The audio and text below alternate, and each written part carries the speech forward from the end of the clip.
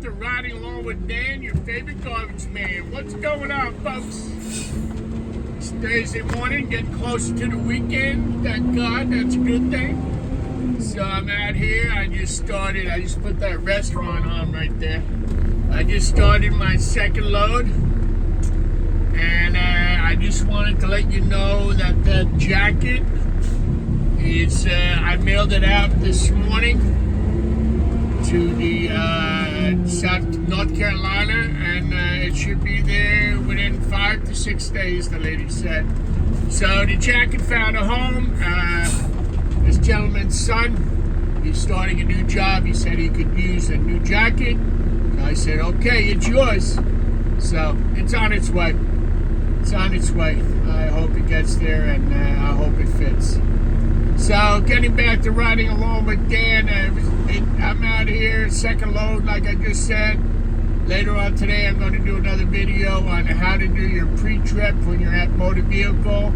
The whole idea when you go to motor vehicle and do your pre-trip inspection is that he does not say a word.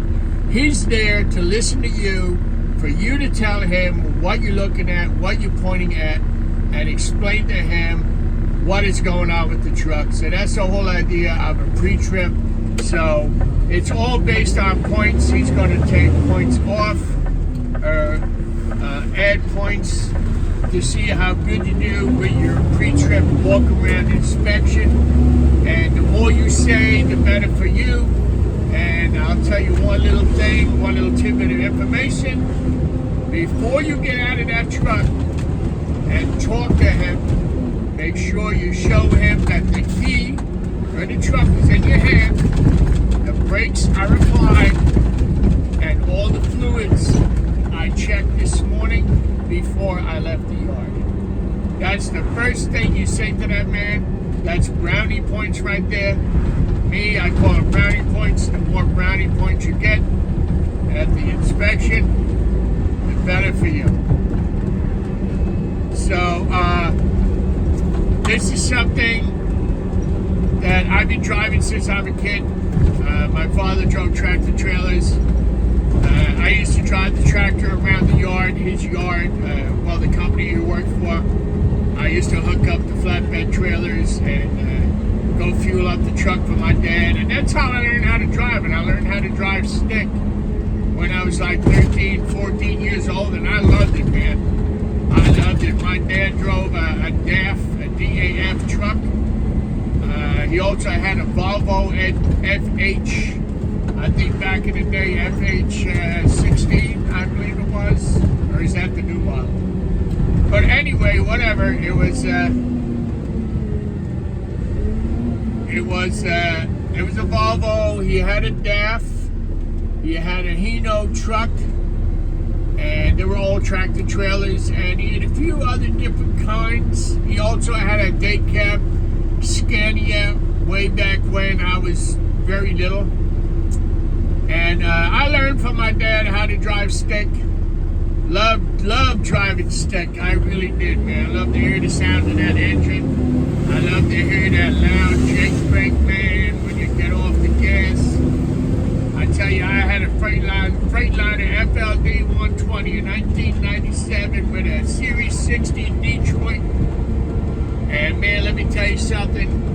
That Jake brake was a 3-stage Jake. I had it on high all the time, man. You could hear me coming half a mile away, man. I love that truck.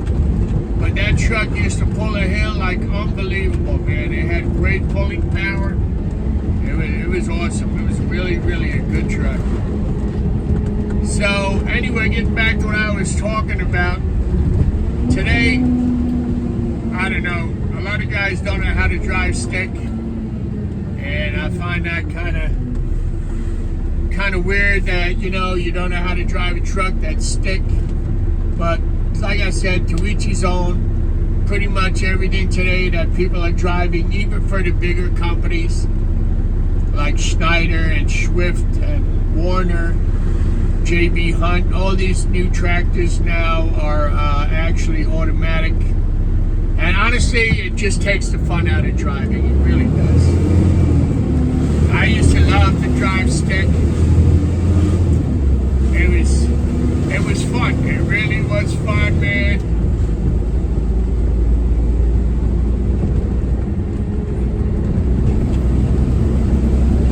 And my Freightliner, I had a 13-speed Eaton-Fuller transmission, and I used to love to be able to drive and change gears with the Jake on. And I used to love listening to the truck when I downshift and pulling the hill. And those were the good old days, man. Those were the good old days. But now in this truck, there also is a 3-stage Jake.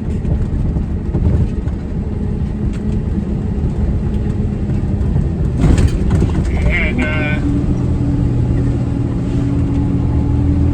3-stage Jake, but I think they call this engine brake an electronic engine brake. It's not loud at all. Sometimes you don't even know it's on. You don't even know it's working because it's so quiet. So, you know, that's something new, something different, modern technology, you know what I mean, with these trucks that I have to regen and all this other stuff. So, today, well, I was driving trucks back in the 80s before this CDL stuff came into effect. I was driving trucks, and I actually had to go back and retake my driving test when they come out with the CDL. I thought I would have been grandfathered in, but I was told I had to go back and take the test, get my CDL. I said, all right, no problem. So I went back, did a written test, did that, no problem. That was pretty damn easy. As a matter of fact, when I did the written test, I took tanker.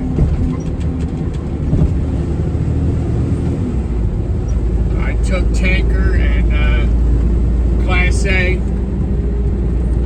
and passed the test. And then the time came to do my driving test. Took my own tractor trailer down there.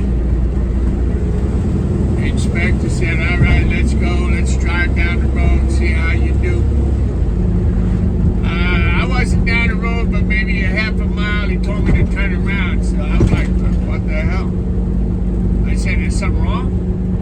He said, no, there ain't nothing wrong. He said, you know how to drive this damn thing. Just turn around, go back, and let's go inside and get your license. I said, all right, no problem. Thank you very much. He said, hey, no problem. He said, I know right away when somebody can drive and somebody can't drive. So, after that, I got my CDL. And that was that. I got my Class A right away. I figured while I was there, why not just get everything done at one time. Do the tanker endorsement. I never even drove tanker. But do the tanker endorsement, get my Class A, and that was it. But I think today, in today's age, it's hard to find drivers, first of all.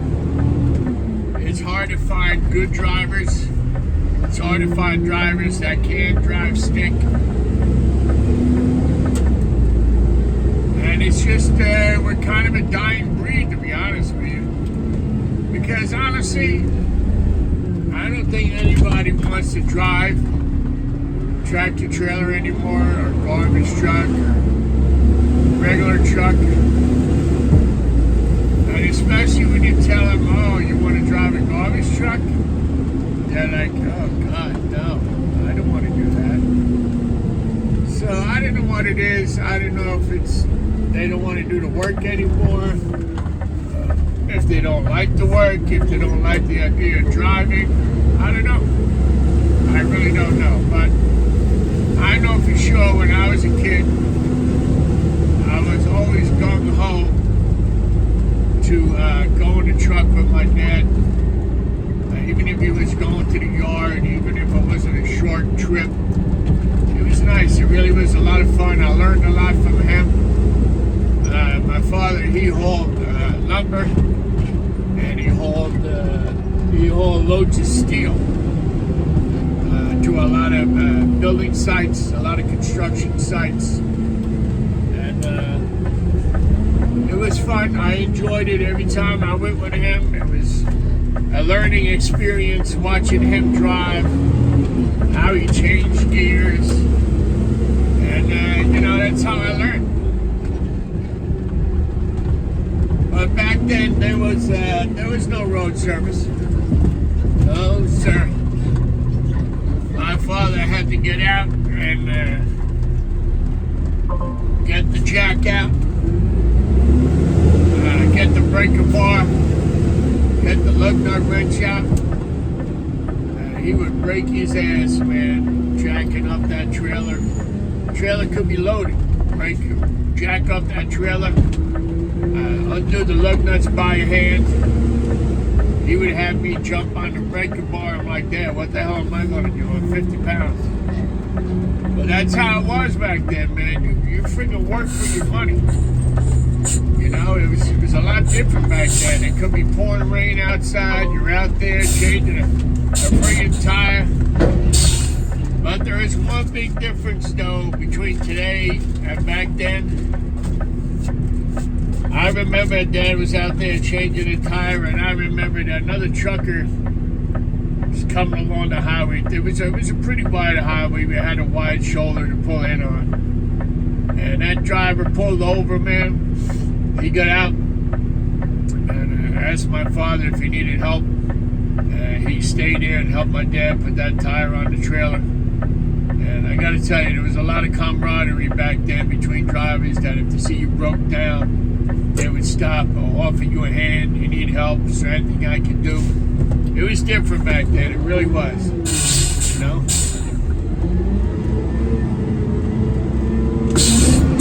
I think in today's world, everybody's out for themselves.